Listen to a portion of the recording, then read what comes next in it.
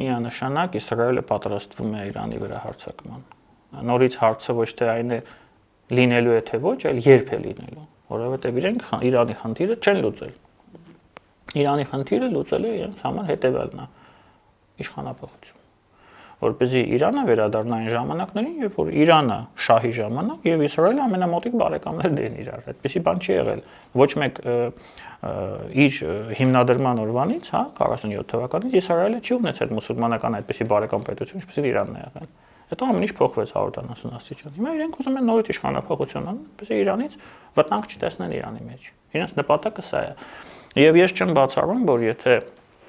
Իրանում վատթարագույն սցենարով գնա, այսինքն բախումներ սկսվեն եւ ուղղակի սկսի իշխանությունը կրակել մարդկանց վրա, ինչպես մեզ մոտ եղավ մարտի 1-ին 2008-ին։ Այո, իսրայելցիները եւ ամերիկացիները կարող են խառնվել։ Ինչի մասին է նաեւ Թրամփի հայտնի հայտարարությունը։ Այո, ինչպես խառնվել, հրթիռային հարվածներ, նորից 12 օրյա պատերազմ կարող է կրկնվել, որպեսզի Իրանում լինի ավելի մեծ խաոս։ Իսկ ինչով դա կվերջանա, մենք չգիտենք։ Սա լուրջ վտանգ է մեզ համար։ Այդ երկու սցենարը այս պահին դրված են սեղանին,